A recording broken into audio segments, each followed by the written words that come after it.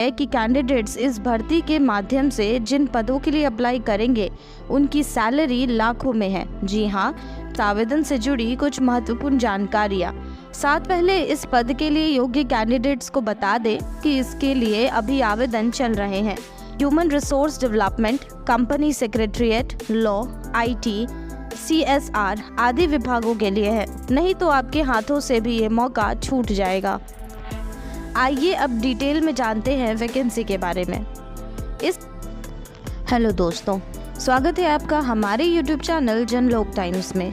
सबसे पहले हमारे चैनल को सब्सक्राइब कर लें और बेल आइकन को प्रेस कर दें, जिससे जब भी कोई नई वीडियोस जैसे ही हमारे चैनल में अपलोड किए जाएं, उसकी जानकारी आप तक तुरंत नोटिफिकेशन के माध्यम से पहुंच जाए। यदि आप भी सरकारी नौकरी की तलाश में हैं, तो REC power development and consultancy limited में निकली अलग अलग भर्ती आपके लिए किसी तोहफे से कम नहीं है। REC power development and consultancy limited ने 25 पदों पर भर्ती के लिए आवेदन जारी कर दिया है। सबसे पहले खुशखबरी यह है कि कैंडिडेट्स इस भर्ती के माध्यम से जिन पदों के लिए अप्लाई करेंगे उनकी सैलरी लाखों में है। जी हाँ, तो आइए बिना देर किए जानते हैं कि इस आवेदन से जुड़ी कुछ महत्वपूर्ण जानकारियाँ। साथ ही इस वीडियो के माध्यम से हम जानेंगे कि कैसे इस पद के लिए आवेदन किया जाएगा, तो बिना स्किप किए पूरा वीडियो ज़रूर देखें। सबसे पहले इस पद के लिए योग्य कैंडिडेट्स को बता दें कि इसके लिए अभी आवेदन चल रहे हैं और कुछ ही दिनों में अप्लाई करने की लास्ट डेट भी आ जाएगी। ये पद human resource development, company secretariat, law, IT, CSR आदि विभागों के लिए है। यदि आप भी इन पदों के लिए योग्य हैं तो अंतिम तारीख से पहले अप्लाई कर दें, नहीं तो आपके हाथों से भी ये मौका छूट जाएगा।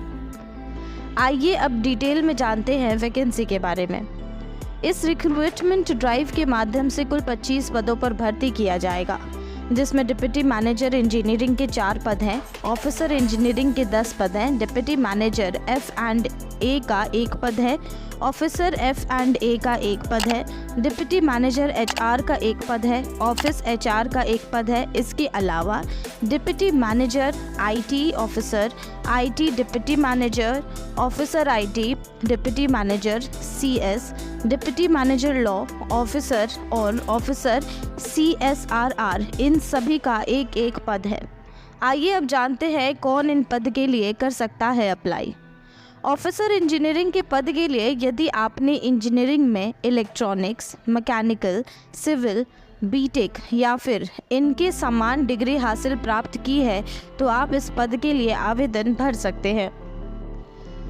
F&A के पद के लिए चार्टर्ड अकाउंटेंसी या लागत और प्रबंधक अकाउंटेंसी के कैंडिडेट्स एलिजिबल है।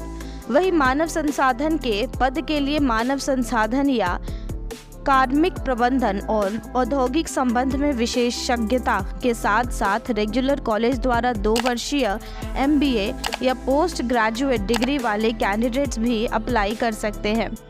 इसके अलावा IT के पद के लिए कंप्यूटर विज्ञान, सूचना प्रौद्योगिकी में नियमित पूर्णकालिक BE, BTech वाले कैंडिडेट्स एलिजिबल हैं।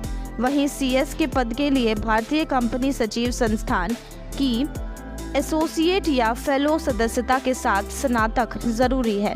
इसके अलावा CSR के पद के लिए सामाजिक कार्य में नियमित रेगुलर कॉलेज द्वारा 2 वर्षीय MBA, PGDM, PGD करने वाले कैंडिडेट्स एलिजिबल हैं। अनुभव की बात की जाए तो उप प्रबंधक के लिए 7 वर्ष का अनुभव और साथ ही साथ अधिकारी बनने के लिए 2 वर्ष का कार्यकारी अनुभव जरूरी है। जानने वाली ज़रूरी बात यह है कि आवेदक की अधिकतम आयु 39 होनी चाहिए। अधिक जानकारी के लिए आप अधिसूचना देख सकते हैं। आइए अब जानें कैंडिडेट्स को कैसे आवेदन करना है। इन पदों पर आवेदन करने के लिए REC PDCL के ऑनलाइन जॉब पोर्टल के माध्यम से ऑनलाइन रजिस्ट्रेशन और आवेदन करना पड़ेगा। रजिस्ट्रेशन के लिए आपको सबसे पहले ऑनलाइन जॉब पोर्टल के माध्यम से एक पद के लिए आवेदन करें। एक वैध ईमेल आईडी और मोबाइल नंबर प्रदान करें। सफल पंजीकरण के बाद वेरिफिकेशन के लिए आपके ईमेल पर एक कोड भेजा जाएगा। इसके बाद ज़रूर डॉक्यूमेंट्स अपलोड करें। उम्मीदवारों को हाल ही में खींची गई तस्वीर, सिग्नेचर आदि की फ़ोटोकॉपी अपलोड करनी होगी। इसके बाद दिए गए विवरण के साथ ऑनलाइन आवेदन भरें और सबमिट करें। कैंडिडेट्स को बता दें कि ऑनलाइन आवेदन के रजिस्ट्रेशन के लिए अंतिम तिथि 25/7/2024 शाम 6 बजे तक ही है। आइए अब जानते हैं कि इस आवेदन के लिए कितना शुल्क होगा। इन पदों पर आवेदन करने के लिए कैंडिडेट्स को 500 रुपये शुल्क देना होगा। कैंडिडेट्स यह भी जानें कि ये राशि नॉन रिफंडेबल है, यानी एक बार अप्लाई करने के बाद ये धनराशि आपको वापस नहीं दी जाएगी। इसके अलावा SC, ST, PW और एक्स सर्विसमैन कैटेगरी के कैंडिडेट्स को कोई शुल्क नहीं देना है। उनको इस पद के लिए छूट दी गई है। तो चलिए अब बात करते हैं सैलरी के बारे में। सैलरी भी पद के मुताबिक अलग है। जैसे डिप्टी मैनेजर इंजीनियरिंग के पद के लिए कैंडिडेट्स को महीने के 70,000 से लेकर 2 लाख तक दिए जाएंगे। वहीं ऑफिसर इंजीनियरिंग पद के लिए कैंडिडेट्स को महीने के 50,000 से लेकर 1,60,000 रुपये तक दिए जाएंगे। डिप्टी मैनेजर FNA पद की सैलरी भी अधिकतम 2 लाख तक है। इसके अलावा बाकी पदों की सैलरी भी महीने के 50,000 से लेकर 1.5 लाख के बीच है। इस बारे में डिटेल जानने के लिए आप आधिकारिक वेबसाइट भी चेक कर सकते हैं। उम्मीद है आपको हमारा वीडियो पसंद आया होगा। ऐसे ही वीडियोस के लिए हमारे चैनल जनलोक टाइम्स को सब्सक्राइब कर लें और साथ ही वीडियोस को लाइक और शेयर करना ना भूलें।